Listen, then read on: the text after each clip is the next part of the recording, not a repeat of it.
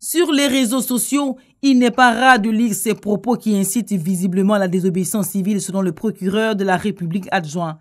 La Côte d'Ivoire, depuis le 7 août 2020, n'attend plus des élections et ce n'est pas ce à quoi elle se prépare.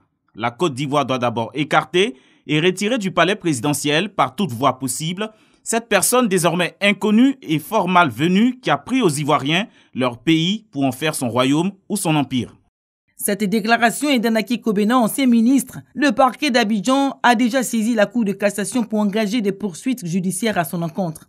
Comme Anaki Kobena, l'ex-commandant Fofana Abdoulaye a été aussi identifié. Ce dernier, radié des forces armées, n'en finit pas d'appeler à l'insurrection populaire. C'est aussi le cas de Pulchéri Edith Gbalé, qui a appelé les populations à envahir les rues de façon illimitée.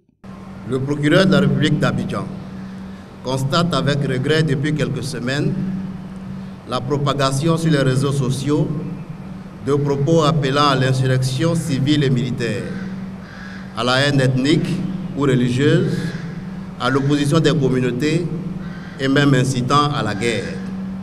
Les conséquences de l'appel de Pulchéri Edith Gbalé sont lourdes.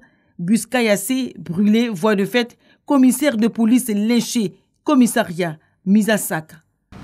Le procureur de la République tient à indiquer que les auteurs de ces publications contraires à la loi sur les réseaux sociaux, les personnes qui les reproduisent et les administrateurs des forums de discussion qui ne procèdent pas à la suppression des dites publications et à la dénonciation de leurs auteurs sont passibles de peine allant de 1 à 10 ans d'emprisonnement. Le parquet appelle à la retenue et à la pondération.